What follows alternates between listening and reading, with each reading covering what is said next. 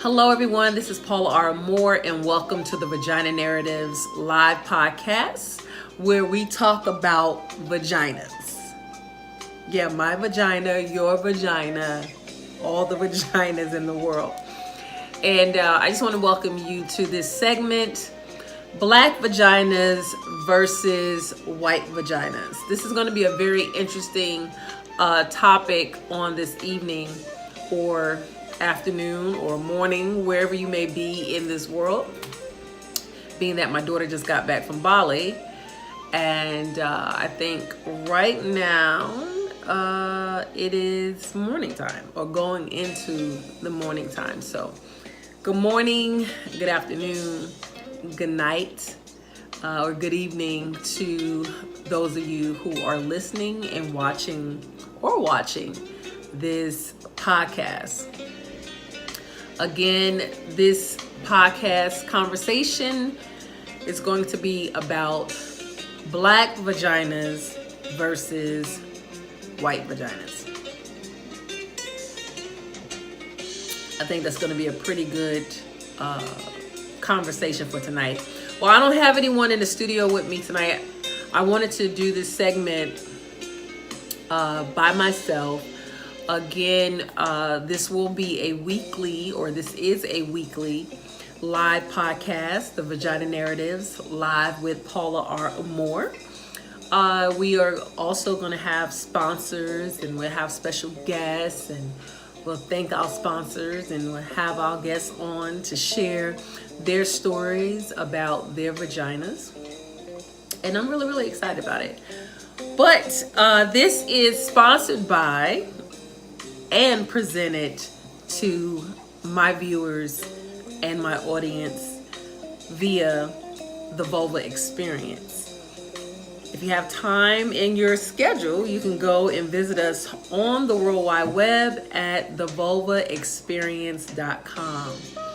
Get more information, join the movement, join the platform of amazing vaginas around the world. Stay in contact, stay in tune to all the events that we are going to be sharing in the near future. I love jazz music, so we will always have some level of music. And so I'm really, really excited about tonight's podcast. So, yeah. Oh, so if you want to share your story, if you want to be a special guest on the show, if you are interested in volunteering for any of our events, you can reach us at thevulvaexperience@gmail.com or call our office at 470-270-9335, and we will be more than happy to welcome you into the Vulva Experience. Really excited about that. Yes. Hello, everyone, and welcome. So, Black vaginas versus white vaginas. Yeah, what an amazing topic. So I think I want to start.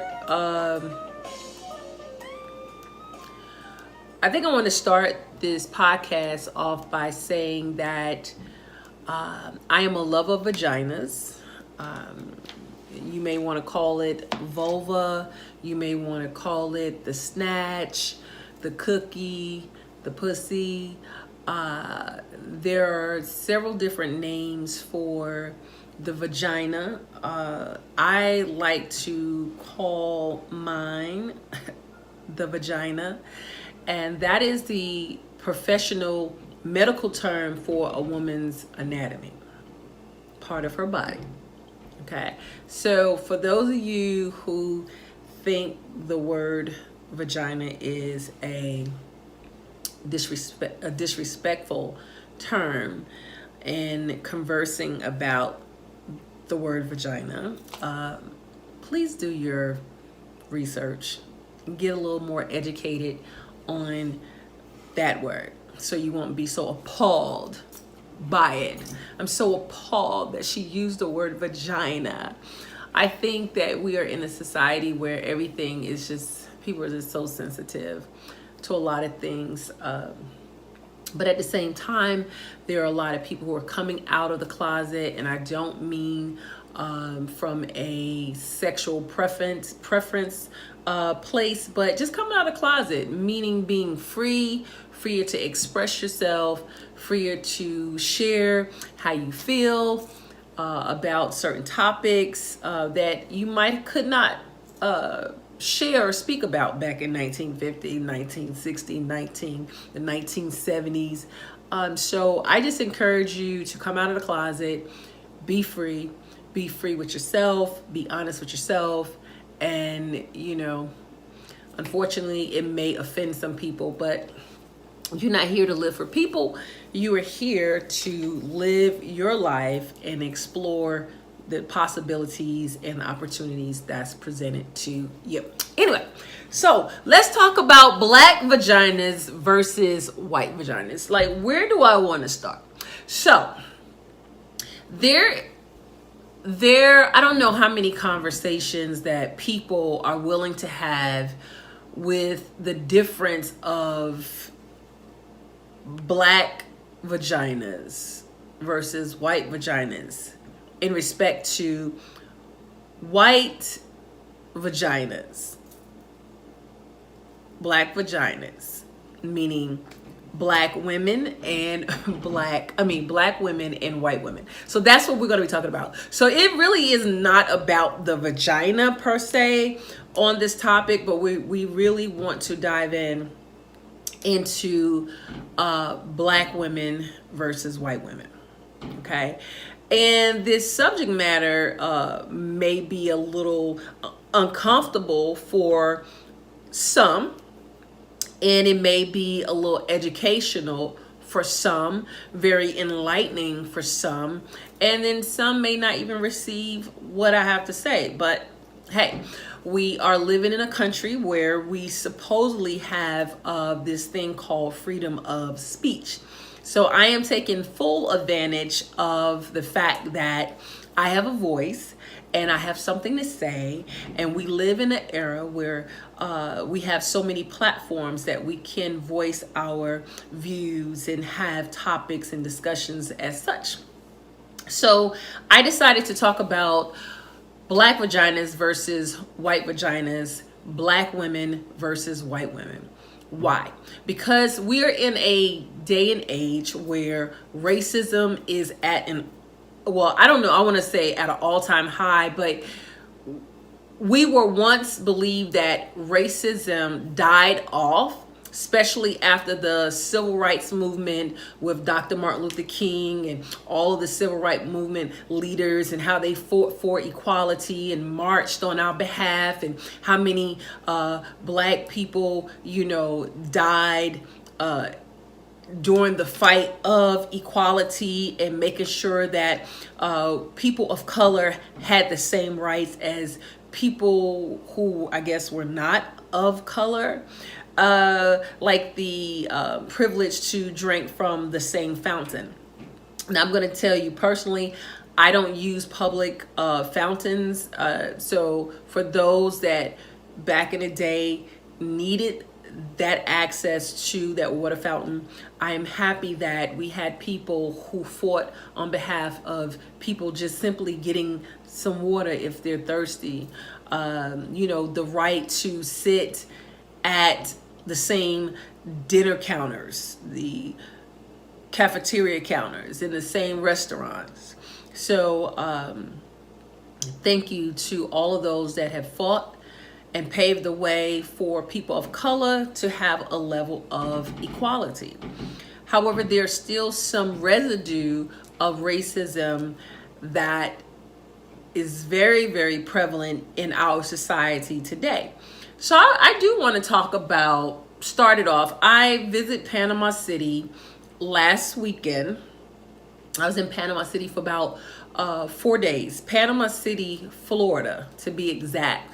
And the part of Panama City that I visited. And that wasn't my first time in Panama City, Florida, but I really apparently did not recall the energy of the city when I visited the first time. So that was my second time in Panama City. It had been years. Normally I go to like Destin, Florida, which is an amazing place to visit. Beautiful, beautiful place there along the Gulf.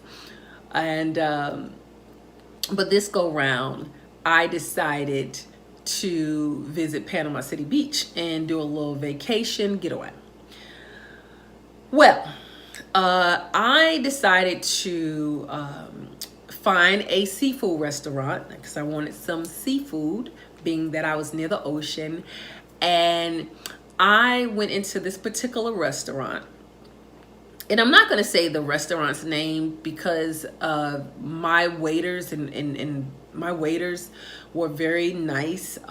They were all, white people who served me. But for the most part, when I walked into this restaurant that was located on the beach there in, I think it was called the Bay Area, something like that, or Bay Beach, there in Panama City Beach, I would say I was the only black woman, black vagina in that particular restaurant. And when I walked in as a black woman, I felt the energy of racism like all around me. And in the beginning, it made me a little uncomfortable. But I am so grateful that I have done a lot of self-work, in knowing who I am and declaring affirmations over my life, regardless of what society, the picture that society has painted about black women due to slavery, or when it comes to our hair and it comes to the color of our skin. I choose and have chosen to ignore all of the stigmas and all of the pictures that have been painted about black women. So what I did was I took my resilient spirit, my confidence, and my courage, and I walked through that restaurant with my head held high, and I took a seat because I wanted something to eat. However, I don't know if it's due to the current administration why the energy of racism is so blatant in America. However, black women, women of color, we must still know our place, know our position, and play it well. And so that's what I did. And I must say I was so radiant in taking my seat, and so proud of myself and taking my seat in that restaurant instead of turning back around and walking out and trying to find another restaurant to eat in. So I believe I made some people uncomfortable, and we're going to talk about a little bit of white women, black women, white men, and how some white women view black women when they come into the presence or come into their presence, whether it's them alone or whether it is while their husband or their boyfriend is present. So let me just say this. Okay, so this is how I want to start this conversation off too. So being that I came into this restaurant and I had on a bikini. I had on a bikini, but I had on a jean skirt, I believe, when I first walked in. I had on a nice little mini skirt, jean skirt, and I had my bikini top on, and it read love. And I am so happy that the first bikini or bathing suit that I wore on this particular beach, it read love across the front of my top. And because that's what I want people to understand about the power of women of color or black women. And even as I've done my research about women back in slavery, we have always had to exemplify the spirit of love. We have always had to show forth love, even in some of the most hateful environments, even in the most just degrading environments. You know, we still had to muster up love and show forth love, and that's what I wanted to do. I just wanted to extend my energy of love, my presence of love, and be a billboard of love in the midst of what I felt like was hate. The other thing that I felt, not just within the restaurants, because after I ate my food, I ventured off to the beach, which was a beach club area where I was visiting. And I already felt the energy of white women, their insecurities when it came to their white husbands or white boyfriends. So here I am, a beautiful black woman, a woman of color.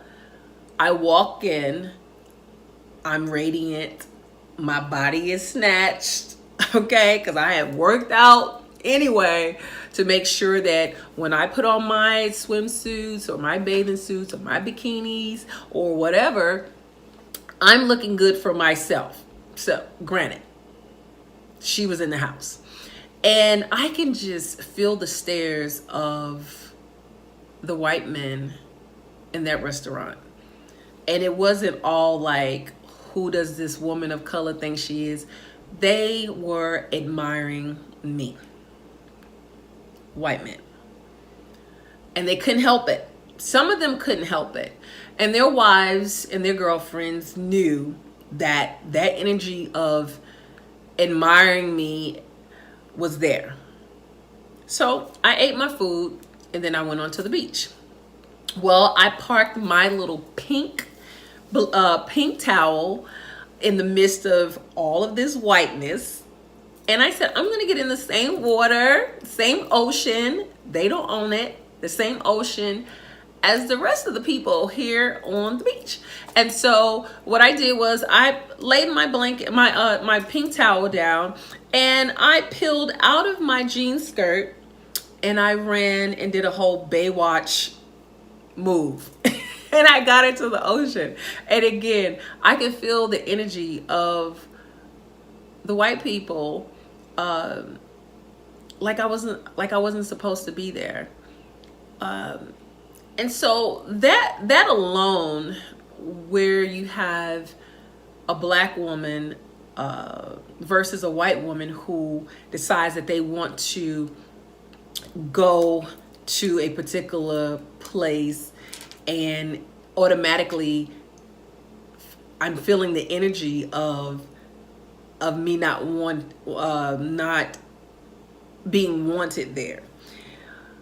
And I'm not saying that white women don't ever experience, or some white women don't ever experience this if they go into an environment that's predominantly people of color. However, I think it's a little more acceptable in areas that are more colored people than non-colored people. But anyway, so that was one of the things. So I'm gonna tag back to the white men and black women and white women in just a second, because I want to read this. I want to read this article. I did some research on women, and this is one of the reasons why I started the vulva experience and the vagina narratives, and promoting and advocating for black vaginas of color, is because I had the privilege of performing for 1 Billion Rising and Human Up in Atlanta, Georgia back in 2018. I did 3 shows, and I performed a monologue that was written by Kimberly Crenshaw entitled Respect. And within this monologue, it was talking about Black vaginas being enslaved and how Black vaginas built this country and how Black vaginas, pretty much were just enslaved and just done wrongly. And so I was like, okay, I felt a responsibility to advocate for vaginas of color, Black vaginas. And I really use the word more Black vagina than colorful vaginas. And I do want to make that there is a difference. There's a difference between Black vaginas and vaginas of color. For instance, I am Native American. Okay? That means that there's Indian in my bloodline from my mom's father was Indian and my grandmother's mother was full-blooded Indian, okay?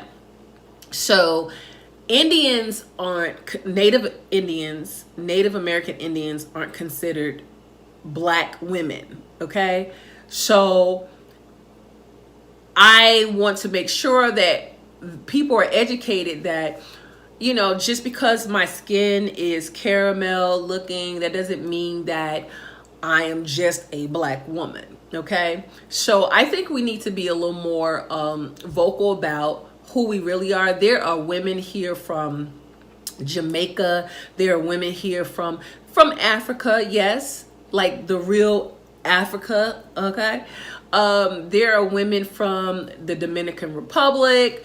There are women from other countries who have, color to their skin. Or they may just be light skin or, they're still considered either other or not Caucasian or white. And so this is why I feel like this movement, this platform is necessary to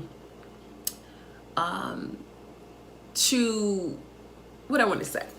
I feel like this platform is necessary to not just empower women of color, vaginas of color, but to let other women know that they have a voice, that they are important, that they matter.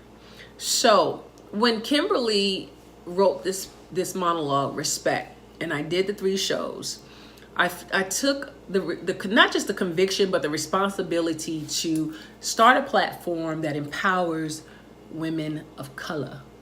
And I wanted to use the word vagina. Right. So in that piece, Respect is talking about the Black vagina and how the Black vagina was enslaved. And again, everything that I just shared with you. And so I did my research and I looked up this article concerning rape. Black women being raped versus white women being raped. And so within the monologue, there was a part where it talked about how, I don't know if you remember the Central Park rapists, where the I think it was like some white women, there were white women who were raped in Central Park. And during that same week, there were Black women who were raped in New York as well. Well, their rape didn't make the news, but the white women who were raped, their rapes made the news. And then on top of that, it was also stated within this monologue that Kimberly Crenshaw wrote that years ago, the rape of a Black woman wasn't considered a crime. So for this segment, I wanted to look up and research that. Why Black vaginas, it wasn't considered a crime if Black vaginas were raped. So there was a system called the chattel slave system. And again, this is a part of history here in America. You can look this up. You can read about it yourself. I didn't make this stuff up. I didn't experience it, but there are women even today, women of color, who are experiencing this injustice, right? So I'm going to read this from my iPad, but it says, the chattel slavery system is the practice of exploiting and violating the bodies of African American women with impunity is an ancient one. During America's chattel slavery system, white slave owners freely and legally raped the women whom they enslaved, often in front of their families. They use rape to assert their power and authority over their property without accountability. The offspring of enslaved women were then also considered their master's property, giving these men more economic power and further stripping African American women of their rights to their own bodies and babies. The legal system enforced this by the sin of omission. No Louisiana law made the rape of black women, slave or free, a crime. Rape was specifically limited to white women under the state's law. However, Louisiana's provisions mandated capital punishment for both the rape and the attempt rape of white female by a slave. So I'm going to stop right there because I'm going to have to do a part two. I would do a part two of black vaginas versus white vaginas. And the reason why I want to do that is because I do want to bring on a woman, a Caucasian woman. Most likely it will be one of my friends, okay? So they won't be uncomfortable because my friends, whether they're white, Chinese, whoever, they know Paula, okay? They are familiar with me just talking about whatever it is that I want to talk about, okay? So going back to what I just read, the chattel slavery system. So this was in place for African American black women. African American women. So when I heard about this system that was in place during slavery, it is still, to me, very present in the judicial system now. I feel as though that black women, women of color, do not get the justice that they deserve when it comes to being raped. I feel as though some perpetrators, meaning white men, some who rape black women or women of color, do not get the same prison time, jail time, as if it was a black male or a man of color who rapes a white woman or white vagina. They do not get the same, and it's been proven for years, centuries probably, right, that they do not get the same punishment as a white man who rapes a black vagina, as opposed to a black man who rapes a white vagina. First, I want to say, no man should be raping nobody, whether it's a woman, girl, child, boy. No. So, I am not co-signing or condoning any rape of anybody, but I am making a statement that we are still living in a society where women are still being raped, women of color are still being raped, and their perpetrators are not being prosecuted right, justly, fairly, as opposed to if it happens to a white vagina, especially if it happens from a black man, their punishment is more severe. And that is very, very sad. And so within the movement, the vulva experience, it is our goal and it is our mandate to make sure that we educate women of color, and just women in general on their rights as far as any crime that is being committed or has been committed against any vagina, and making sure that you know even the proper terms to use in court when you're going to court to get someone prosecuted who has committed a crime against you. You have to know the right verbiage. You have to have the right wording. Like if you don't say vagina and you say he raped me, he took it from me, and you don't say he put his penis into your vagina, that could very well allow your perpetrator to walk. And so this is why you have to have proper legal counsel, or just even knowing what to say, and so many women of color, we don't have the proper or the professional help that we need when it comes to us fighting for our rights. Now, on the other hand, white vaginas, they have, for the most part, proper legal representation. They have the finances, for the most part, they have the finances to obtain an attorney, to whereas black women, black vaginas, not only we were not raised to say fight for your right or speak out about a rape, because a lot of times black women have, I don't want to say a lot of times, majority of black women have been molested or raped in some type of capacity. And a lot of times these rapes happen within their own homes. And women of color are taught, what goes on in this house stays in this house. So we're not getting any professional counseling. We're not seeking any help. We are just having to deal with the rape.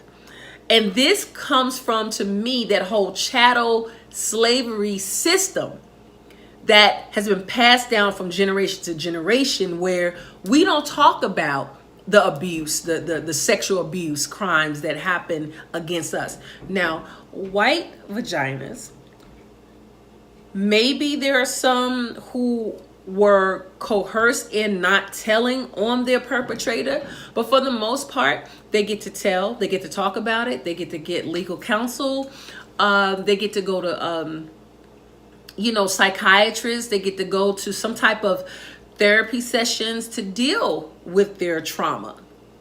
And so they can go on with their lives and I guess live normal lives. I don't know how you can really live a normal life once you have been sexually abused or abused any kind of way, because it has an effect on the mental, right? And so this is the thing that we must talk about, especially within communities of color. I don't want to just say black communities. I mean, communities of color. We must talk about this, right?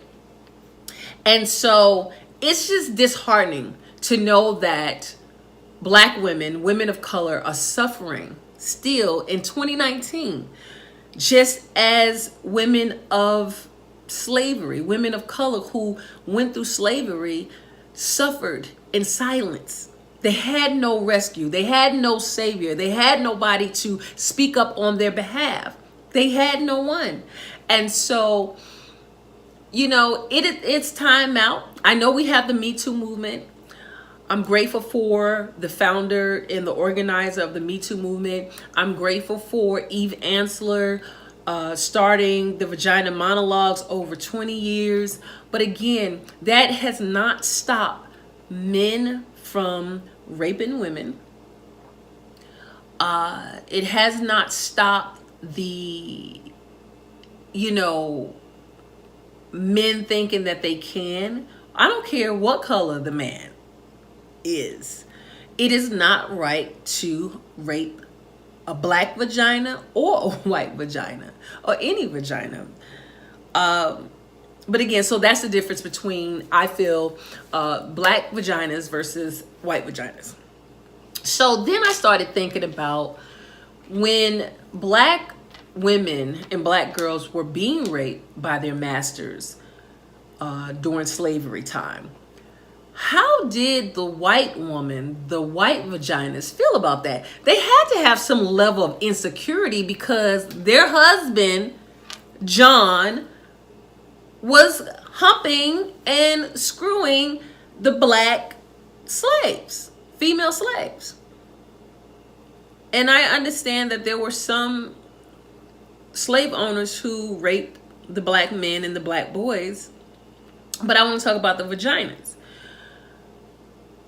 and how it must have affected and still affects women, white vaginas, that your husband isn't just trying to get your vagina, your coochie, your snatch, but he wants the black vagina. He wants to continue to be in the black vagina. Shouldn't your white vagina be enough? That's how I feel about the situation. Your white vagina should be enough for your husband. But instead, those white men, those slave owners, they would rape the black women and the black girls and then go, apparently, right, sleep with their wives in the White House. So, which now I feel some type of way for the white woman and the white vagina, because your husband or husbands could not have loved you if they were doing that, but they were your husband. So that left a lot of white women insecure.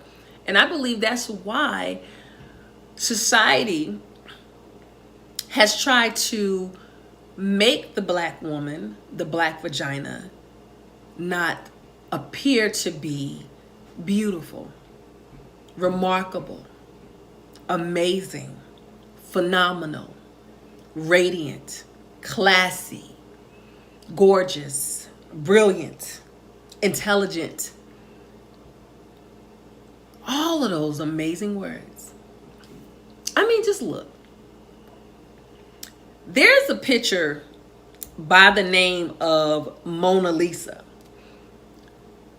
And this picture of this white woman is one of the most expensive portraits in the world. Now, I ain't got nothing against Mona. I ain't got nothing against Mona Lisa. But why are we still in 2019 raving about Mona Lisa when there are some beautiful, I mean gorgeous, amazing, phenomenal, colorful vaginas in the world? Let me tell you something. I am 46 years old and I am beautiful. I'm amazing. I'm gorgeous. And I had to find that out on my own.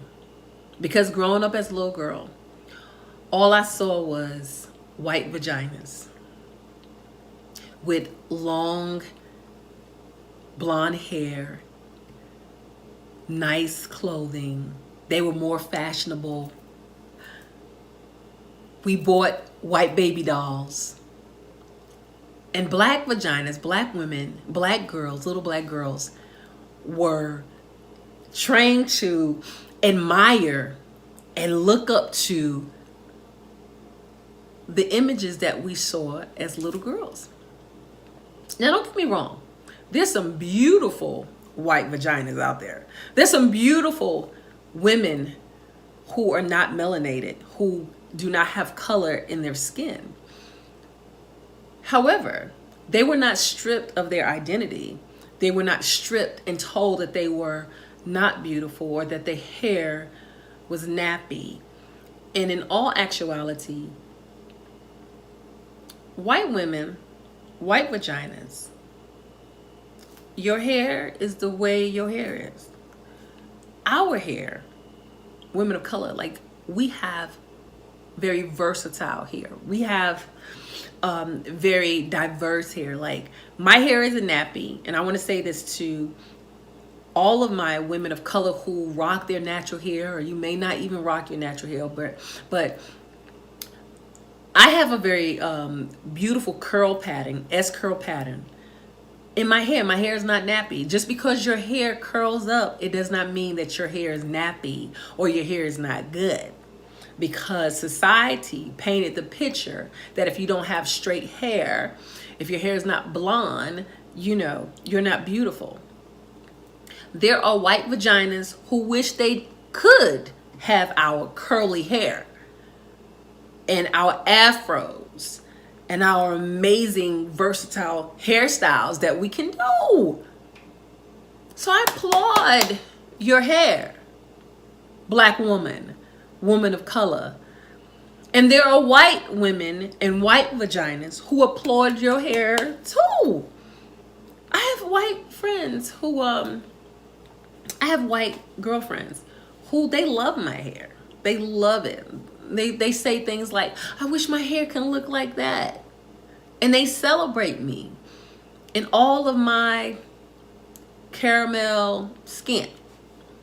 But anyway, so wanted to touch on that. Okay, so Black vaginas versus white vaginas. That was a very serious moment. I also want to talk about, so now I'm about to kind of like get into the side of being a Black woman, or considered being a Black woman or woman of color, versus the Black versus the white woman and the white vagina. One of the things that I do notice about white women as opposed to Black women, white women will come together and they will support one another. And I'm not saying that all white women are just like, oh my gosh, let's come together, let's bake this apple pie together, and they don't have any issues. No, I'm not saying that. But they still will bake that pie together and get it done. They may talk about each other after the party. However, they still come together and get it done. Us Black vaginas, some of us, we have this mentality of competition and jealousy on like 10, okay? Which is not good. So I think there are some lessons that we can learn from white vaginas and some things that we can implement within our communities, women of color, so we can become more united and not separated. And again, we have been mentally brainwashed, if you will, to keep the division going within our communities because of the system, the chattel slavery system. And it is up to us, people of color, women, Black vaginas, to implement the power and the spirit of unity within our own community. Okay?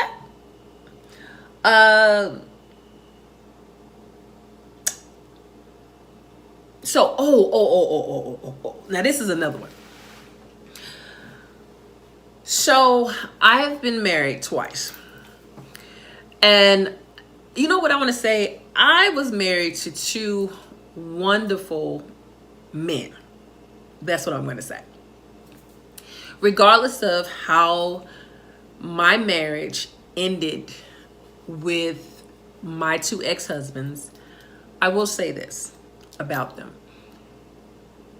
They were businessmen. They understood being a provider and admiring who I, okay, no, I'm saying, I'm not going to say admire me, me being a woman, but they admired my beauty, but did not appreciate my beauty. So there's a difference. With majority of white vaginas, I see, from what I see, on the outside looking in, standing on the outside looking in to a lot of these marriages, these white women who are married to white men, what I see is that the white men admire their women, not just their beauty, but just their womanhood. That's what I see. Black vaginas, black women aren't always admired for just being a woman. They may be admired because they got a big ass. They may be admired because they got 22-inch hair hanging down their back. They may be admired. They're just admired because of their beauty. But a lot of black vaginas, black women aren't admired for their womanhood, their strength, their power that we possess, right? And so I think that because of that, black vaginas have it a little harder. So going back to my two amazing ex-husbands, I didn't have to work. I was more of a stay-at-home mom. I was a housewife for the most part. I still ran my nonprofit organization. I was allowed to do that. But when I really got out here in society as a single woman, I started paying attention to the fact that when I would go to football games or soccer games or whatever, I saw more white women with their children than I did with the black children. I didn't see too many black vaginas or black women. And I'm making a point. And I'm not saying that black women or black vaginas don't support their children and be out there, with Ray Ray and them and all that stuff.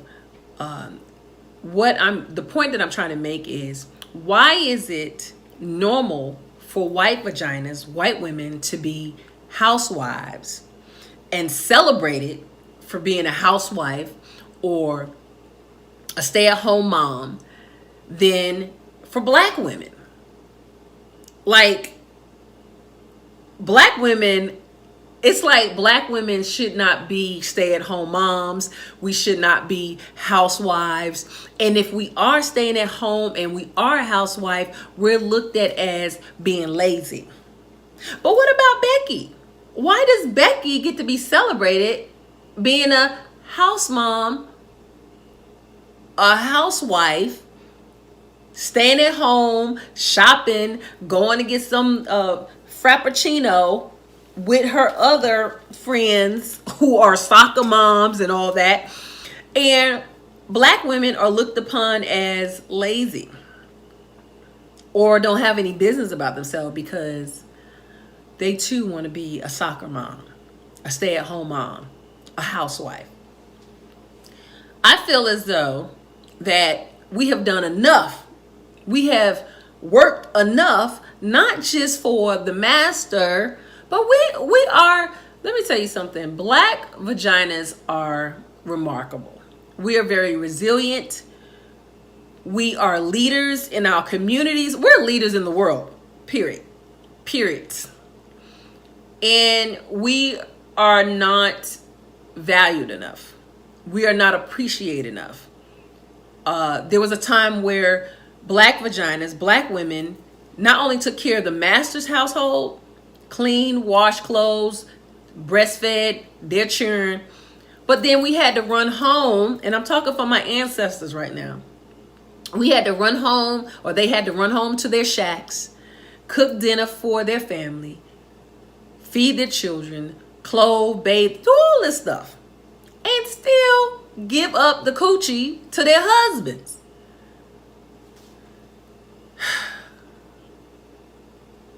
I'm just saying. Don't judge me. Don't judge me if I want to be a stay-at-home mom. If I want to be a soccer mom. If I want to be a housewife. Don't judge me, okay? So I wanted to get that out. What else is on my list? So I want to talk about self-care. Self-care, black vaginas versus white vaginas. and I think I might have mentioned earlier about therapists and white women, if they were raped, they would go and get a psychiatrist or, whatever the case may be. But I want to say the difference between white vaginas and black vaginas is that white women will do that self-care. They have been groomed to do self-care. To whereas I believe black vaginas, we were not groomed. Women of color, we were not groomed to do self-care. I mean, we've learned over the years some of the things we need to do as far as self-care is getting your hair done and your nails done. But we're talking about self-care when it comes to the trauma that you've experienced from a childhood or whatever, whether it was a domestic relationship you were in, marriage, or whatever the case may be.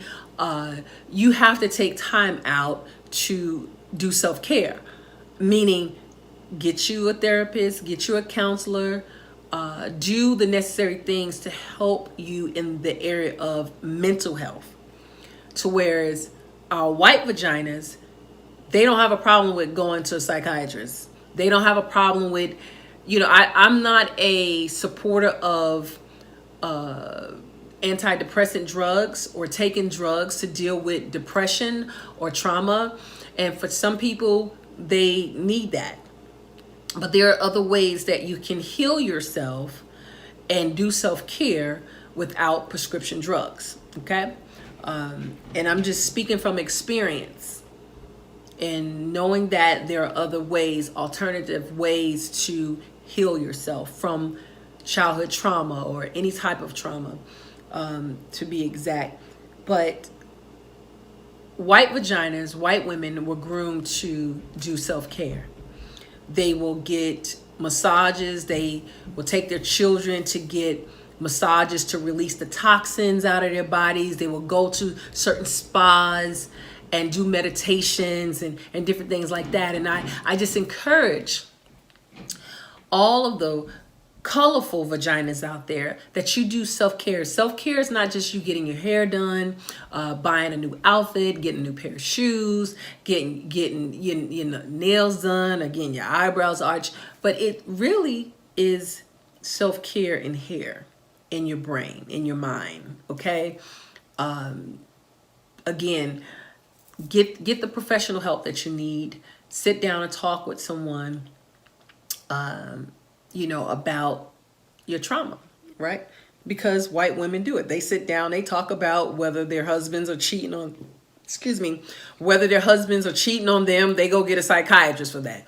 They go get a psychiatrist for the simple fact that they were sexually abused, by their father or someone in the family. They go and they get professional help. Other traumas, they don't have a problem. But within the community of color, in our community, if we decide that we want to go to a psychiatrist or a therapist, we're looked upon as crazy. Well, I'm here to tell you, black vagina, you are not crazy, okay? Go and get you some help and let the ones that's talking about you saying that you're crazy, they crazy, okay? Yeah, that's my spill on that.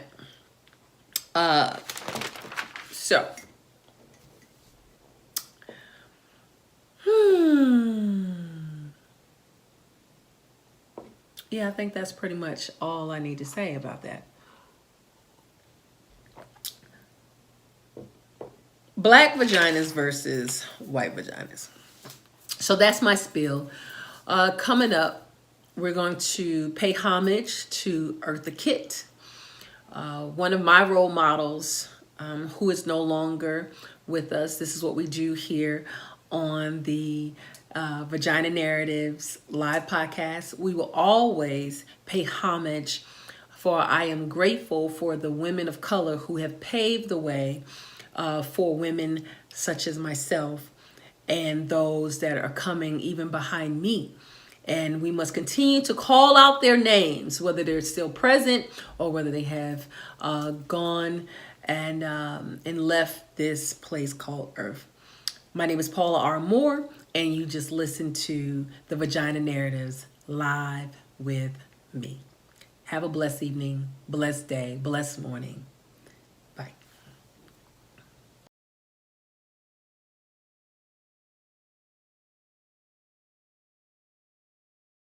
Can anyone live with Eartha Kitt? That's not for me to decide. Not for someone who decides to live with me to decide. Not for me. But are you willing to compromise within a relationship? To compromise? What is compromising? Compromising for what? Compromising for what reason? To compromise for what? To compromise. What is compromise? If a man came into your life, wouldn't you want to compromise? Stupid. A man comes into my life and I have to compromise? You must think about that one again.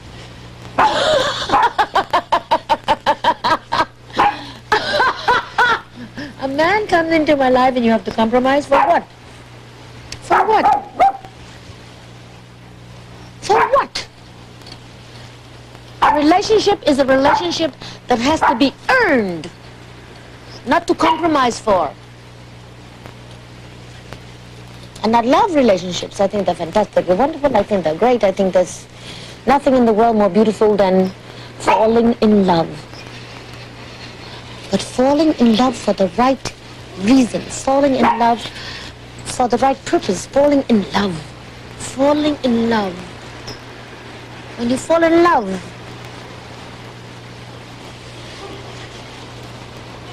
what is there to compromise about?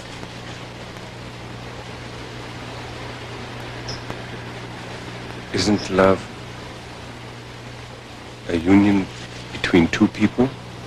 Or does Eartha fall in love with herself? I think if you were to think about it in terms of analyzing,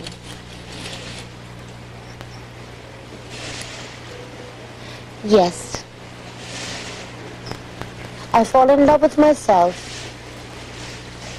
and I want someone to share it with me.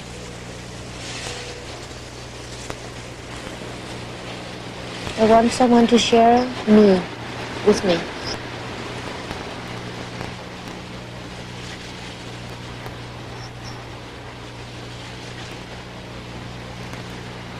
Has that happened? Bye, Waylon! Bye! Many times. In many ways.